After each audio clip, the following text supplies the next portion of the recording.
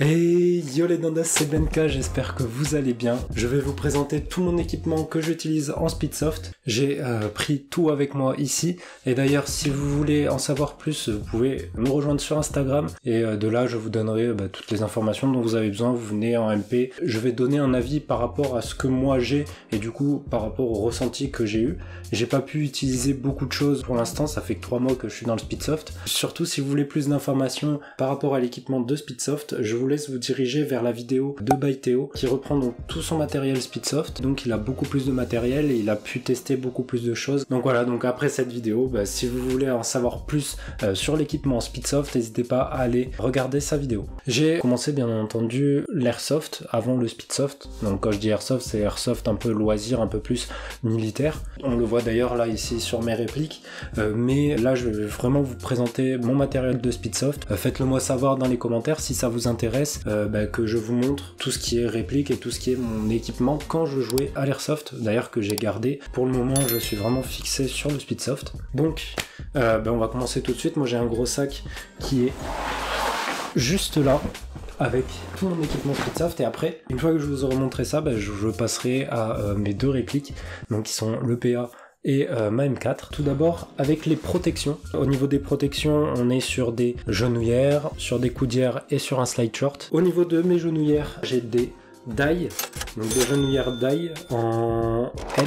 Elles sont très bien, elles font très bien l'affaire pour le Speedsoft. Elles sont maintenant, elles sont encore toutes neuves. Le petit défaut que je retrouve ici sur les genouillères, ça va être lors des slides, les genouillères qui vont remonter ou descendre, et ça à cause, hop, on a un seul scratch, on a une seule sangle qui se retrouve en bas de la genouillère. Je pense que ça aurait été mieux d'en avoir deux. Alors, en tout cas, on a un petit grip ici antidérapant quand même qui vient se coller à la peau. Donc maintenant il y a sûrement mieux, mais moi j'ai des tailles en genouillère. Donc important aussi maintenant, ça va être les coudières. Donc lors de vos slides Superman, vous avez besoin de protéger vos coudes et vos avant-bras. Donc j'ai les HK Army CTX, elles sont incroyables. J'ai aucun souci avec. On a un petit gantelet ici pour pas que la coudière remonte. Il y a tout qui est protégé, vous avez tout l'avant-bras qui est protégé par des pads, vous avez le coude qui est protégé, et vous avez aussi au niveau de vos triceps, donc je vais les mettre tout simplement. Là aussi on est sur du L, on a une matière assez élastique qui vient prendre l'avant-bras, vraiment la coudière ne bouge pas, et donc on va pouvoir faire nos slides en étant protégé. Franchement il y a rien de mieux, HK Army là pour le coup. J'ai pu en tester d'autres, mais je suis tellement bien dedans que je me dis on peut pas faire mieux que cela. Pour le slider pant, on est aussi sur du HK Army Crash il me semble. On est sur du M. On a une matière qui est plutôt élastique et donc qui vient bien se coller au corps. On a des pads de partout. Important, le slider pant. Au début, je pensais que c'était pas forcément le plus utile, mais vraiment après avoir fait quelques slides à Tarbes, c'est là où j'ai compris en fait en ressortant avec un gros bleu sur la hanche que c'était limite le plus important. Enfin, protégez-vous vraiment, si vous allez être plus à l'aise sur vos parties. Je vous conseille de vous prendre des protections. Il y a des kits où vous avez tout compris dedans, que ce soit coudière, genouillère, slider pant. Vous allez trouver ça facilement et c'est peut-être le minimum à prendre, mais avant d'investir dans une réplique à 2000 €, ce sera important d'avoir des protections pour pouvoir vous jeter, pour pouvoir rentrer dans le jeu. Les protections, c'est important. Protégez-vous. La protection, je crois, la plus importante. En Speedsoft, c'est obligatoire. Vous avez besoin d'un masque. Vous pouvez pas jouer avec une grille et des lunettes, c'est interdit. Et dans tous les cas, si on vous voit sur un terrain de Speedsoft avec ça, vous n'allez pas pouvoir jouer. Et surtout, c'est pour vous. Quand on joue à l'Airsoft basique, en général, il y a des distances d'engagement suivant la puissance, tout ça. Nous, au Speedsoft, on joue avec des répliques qui sont en dessous de 1 joule 1. 1 joule 1 à 0 mètre de portée. La grille va pas retenir la bille. La bille risque d'éclater et de vous péter une dent, ou voire pire, la bille sous les lunettes risque de passer. Donc vous avez besoin d'un masque intégral. Donc moi je suis sur un die. Je sais déjà que Théo va m'insulter dans les commentaires, ou du moins en message privé, parce que j'ai un die et parce que je présente un die. Alors oui, c'est une erreur, je l'ai pris lors de mon unboxing d'ailleurs, vous pourrez retrouver la vidéo juste ici. Mais j'ai pris ce die, je connaissais que ça, et c'est vrai qu'après avoir testé ce masque, j'ai pu tester le push d'Ochiboy, j'ai pu mettre sur ma tête le Empire de Chinois, j'ai pu tester d'autres marques tout simplement, et c'est vrai que le die en fait vient vous recouvrir. On m'entend moins bien si je suis comme ça que si je suis comme ça, et ça va être pareil avec le masque. On va m'entendre beaucoup moins, et sauf si je me tourne vers la caméra, mais ça va être beaucoup moins clair. Donc je vais le retirer pour la vidéo, mais l'important dans le Speedsoft, faut parler avec ses coéquipiers, faut donner les informations, et je me trouve des fois embêté, on m'appelle 50 fois à ma droite, Benka, Benka, Benka, Benka, juste pour me donner une info, pour me dire de croiser, machin, et avec ce casque, ben ça vient tellement m'obstruer l'ouïe, enfin l'audition, que ben, je me retrouve des fois bloqué, et on vient me voir à la fin de la partie, ouais, je t'ai appelé, je t'ai donné un call, t'aurais dû croiser, là on aurait gagné, machin. C'est peut-être pas la faute du casque, j'ai peut-être aussi une audition pourrie, mais ça y joue grandement. Il est beau, et ça rien à dire, la forme et tout ça, il est très beau. Moi je vais le garder encore un peu, je vais le poncer, et dès que je vais pouvoir, dès que j'aurai ce qu'il faut, dès que j'aurai l'argent, je passerai soit sur un HK, soit sur un push, soit sur un Empire, soit sur un V-Force, soit sur un Bunker King. Enfin j'ai pas encore décidé, il faut que je les teste un peu tous sur le terrain, en jeu, tout ça. Donc ça c'est important, vous avez besoin d'un masque. Et surtout, prenez-en soin. Chose importante aussi, grâce à ces masques-là, c'est que vous allez avoir 0 buée. Mais quand je dis 0 buée, c'est vraiment 0 buée. Pour améliorer ça, donc en général, on rajoute quelque chose pour la transpiration. Et je vais y passer tout de suite, c'est ce qu'on appelle les headbands. J'en ai plusieurs. Je vais essayer de récupérer un peu les headbands de toutes les équipes si possible. Il me manque le headband de mon équipe, c'est le Thai Beer, le headband Thai Beers, donc je l'ai pas là. J'ai le headband LMPPS, donc c'est une ligue de paintball Midi-Pyrénées. Hop, juste ici, donc ça a été un petit cadeau de mon coach de la Thai Beer. Ici j'en ai un de chez HK Army, donc ça c'est le mien, c'est le perso, c'est celui que j'utilise pendant mes entraînements. Il va avec mon jersey d'entraînement. On a une matière spongieuse juste là. Ça se met comme ça, hop. Juste là, bon, j'ai pas de retour caméra du coup, je sais pas si je l'ai bien mis, mais voilà. En gros, ça va venir retenir la sueur, éviter que la sueur rentre dans votre masque. Et ensuite, le petit dernier, ça a été un petit cadeau de Theo Griezmann, la Greasy Nation, le petit headband de la Greasy Nation. C'est un petit cadeau qui me fait plaisir, j'avoue. Donc merci à toi Théo. Mon numéro de maillot c'est le 12. J'ai mon petit jersey hop, de chez Anthrax. Le numéro 12 avec marqué TNK juste là avec la petite capuche. Et ça c'est l'avant du coup. On a l'option donc de gants qui permet d'éviter lors de vos slides de faire remonter les manches. Voilà, celui-là il est vraiment cool. C'est un jersey d'entraînement. Il va prendre cher. Sûrement, à force de faire des slides sur les synthétiques, sur l'herbe, sur la terre. Au niveau de mon pantalon, j'ai un Fuzo, tout ce qui est plus basique, un Fuzo de foot, donc une sorte de jogging. Ça m'a coûté 15 balles, c'est un Kipsta, un truc basique, et je mets un short par-dessus. Important, oui, les protections se mettent en dessous du jersey, en dessous du Fuzo, pas au-dessus pour pas les abîmer. Mon jogging, ça fait 3 mois que je l'ai, ça fait...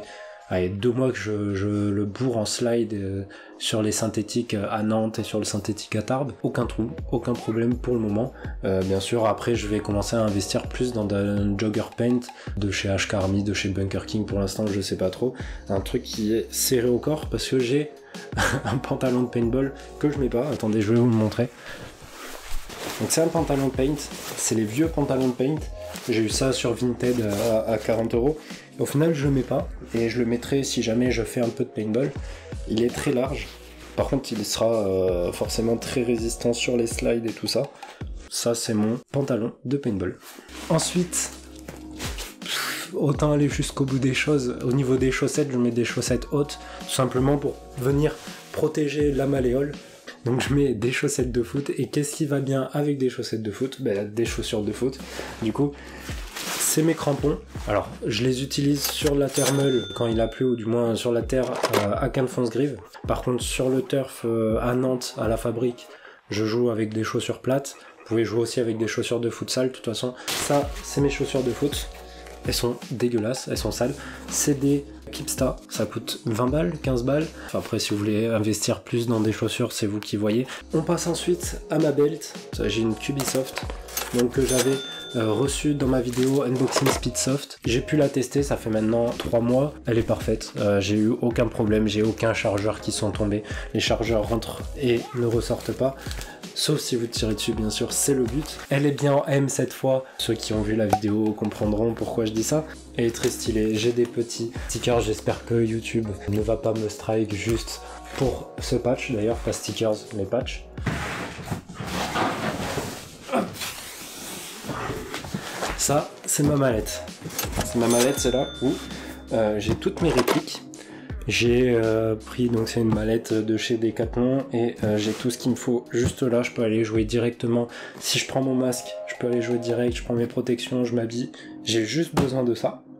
Du coup, là-dedans, vous allez avoir tout ce qui est réplique. Vous les avez sûrement déjà vus dans mes anciennes vidéos. D'ailleurs, si vous voulez aller voir un peu mon contenu, n'hésitez pas, après la fin de cette vidéo, allez voir un peu le gameplay que je peux donner. En tout cas, c'est cool, on est bientôt 500. Voilà, si vous voulez faire évoluer la chaîne, si vous voulez me soutenir, un petit like, un petit abonnement si ça vous plaît, si vous voulez continuer à voir mes vidéos. Et moi, j'ouvre directement la caisse avec tout mon équipement, tout ce qui coûte le plus cher pratiquement au final. On va commencer par le PA. Au niveau de mon PA, vous avez une vidéo disponible sur ma chaîne qui vous présente tout l'interne et tout l'externe de mon iCapa 5.1 qui était un iCapa Marui de base. Vous avez une vidéo de présentation avec toutes les pièces et surtout c'est beaucoup plus poussé, c'est que je vais vous expliquer chaque pièce à quoi elles servent. Donc n'hésitez pas à faire un tour sur la vidéo si les iCapa vous intéressent, je vous mets la vidéo aussi en description. On a un petit iCapa full upgrade, il vaut à peu près 800 balles d'upgrade. On a de l'externe, on a de l'interne, il est fait pour le Speedsoft et il est fait pour tourner surtout en HPA. Au niveau HPA, j'ai un Primary Airsoft et j'ai aussi un Creeper Concept. Ça vient se clipser, hop, comme ça, on vient mettre notre chargeur M4. Juste là, la gueule de la réplique est pas au goût de tout le monde, mais en tout cas niveau performance, vous pouvez pas trouver mieux pour un iCapa. Vous avez 150 billes, enfin ça dépend, 170, 250, suivant vos chargeurs M4. Donc ça c'est pour ce qui est de mon PA. Au niveau du système HPA, pour ma réplique, j'utilise une bouteille en 0,2 litres, donc une bouteille alu. J'ai un régulateur, là c'est un régulateur balistique. Je mets cette bouteille au niveau de la ceinture cubi et après j'utilise donc un Mamba, donc un flexible, qui va venir de la bouteille jusqu'à ma réplique. J'utilise donc cette ligne là, on vient la brancher à notre système HPA, on vient le mettre hop, sur notre régulateur balistique qui lui sera fixé à la bouteille. Donc voilà pour ce qui est HPA et ce qui est de ma réplique PA. Au niveau de ma réplique principale, de ma réplique que j'utilise le plus souvent, on est sur une M4. Donc je pense que vous la reconnaissez plus, ou du moins si vous avez jamais vu la vidéo vous la reconnaissez pas, mais donc vous avez pu voir que j'avais eu un SSG1 dans mon unboxing. Bah c'est lui, c'est lui, il a beaucoup changé, il ressemble plus du tout, l'interne est complètement modifié. Si vous voulez une vidéo de mon interne, n'hésitez pas à me le faire savoir, du coup comme j'ai dit. On est en gros sur un système Polarstar F2, on est sur un bloc Pop-Up Max, on est sur un canon Prometheus, on est sur un petit garde-main Mac, et surtout on est en grip mode ESG. Alors certains préfèrent le grip mode Monk en 0 degré ou en 14 degrés. C'est vrai qu'il est beaucoup plus joli que celui-là. Celui-là est vraiment mal fini. Au cul de la réplique et du grip mode, j'ai une bouteille en carbone. Au niveau du preset, je suis sur un preset Ninja Ultra Light. Vous pouvez aussi opter pour un preset Ninja SLP. On vient mettre la bouteille au cul de la réplique et voici le look d'un lanceur de paintball. Voici le look d'une réplique de Speedsoft. Vous verrez en général ce genre de réplique sur terrain. Sur le poids de la réplique au total, avec la bouteille, avec le preset, on est sur un total de 1,7 kg. Donc c'est vraiment rien du tout. Au niveau des chargeurs que j'utilise, j'ai 8 chargeurs PTS, donc de 150 billes. Voilà la gueule de ma réplique avec le chargeur. Vous allez trouver ça certain dégueulasse si vous êtes dans l'airsoft et vous allez trouver ça trop stylé si vous vous intéressez au Speedsoft. c'est tellement pratique d'avoir un grip mode, vous avez plus de sac, vous avez plus de lignes derrière, donc plus aucun désavantage du HPA. Maintenant, ça fait plus du tout réplique, comme je peux en avoir juste là, comme mon snipe par exemple, mais en jeu et surtout en compétition, ou surtout sur des vrais terrains de Speedsoft, et pas des terrains de speed game, mais des terrains de Speedsoft, sur des courtes distances, tout ça, on est vraiment à l'aise, on est à l'aise sur les slides, c'est sûrement la meilleure invention qui a été faite pour les répliques, pour le Speedsoft. J'utilise une petite batterie ASG qui vient se coller dans la poignée, et surtout important avec les batteries LiPo, mais vraiment ayez un bon chargeur de LiPo. J'utilise le B6AC, ce chargeur est très bien, il va pouvoir arrêter la charge dès que la batterie va être chargée. Important aussi, c'est d'avoir tout le temps votre trousse à outils et quelques doubles sur certaines pièces, votre joint au pup, que ce soit un canon à la limite, enfin quelques pièces de rechange, tout ce qui est tournevis, tout ce qui va être téflon, du frein filet, important le frein filet, et je viens de retrouver quelque chose qui peut vous intéresser aussi. Ça c'est mon traceur Acetec Lighter S, donc qui permet d'utiliser des billes traçantes qu'on peut utiliser en intérieur ou la nuit ou le soir très tard. Si vous voulez tester le Speedsoft et que vous êtes sur Toulouse, n'hésitez pas à me contacter. Si vous voulez tester le Speedsoft et que vous êtes ailleurs, en France, en Belgique, où vous voulez, n'hésitez pas à me contacter, j'essaierai de vous mettre en relation avec des personnes qui sont déjà présents dans le Speedsoft, que vous soyez Airsoft Milsim, que vous soyez Airsoft Loisir, que vous soyez tout ce que vous voulez, même paintball. N'hésitez pas à venir sur mon Instagram, à vous abonner à la chaîne. Moi j'essaye de vous faire passer un peu cette passion du Speedsoft, et surtout c'est nouveau, c'est une discipline nouvelle, c'est l'airsoft compétition en France. Il y a souvent des équipes qui sont là pour vous faire tester. N'y allez pas bêtement comme moi en achetant à fond plein de trucs, vous voyez, j'ai fait des erreurs. N'hésitez pas à vous renseigner en regardant des vidéos, en regardant cette vidéo, déjà je pense qu'elle vous aura bien renseigné sur quoi prendre. Avant de vous lancer tête baissée dans le speed, bien sûr, faites des essais.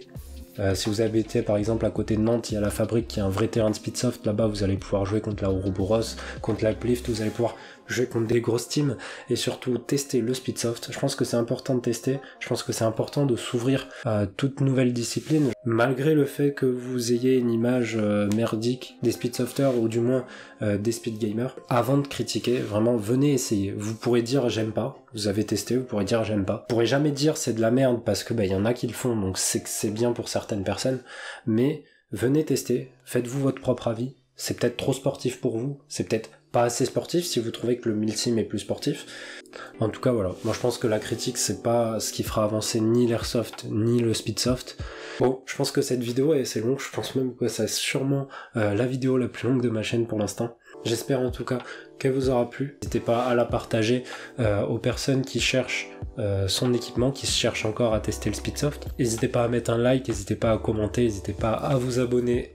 Activez la cloche surtout pour les notifications, c'est important. Moi je vous dis dans tous les cas à tout de suite sur Instagram et à samedi 18h pour une nouvelle vidéo. C'était Benka, ciao.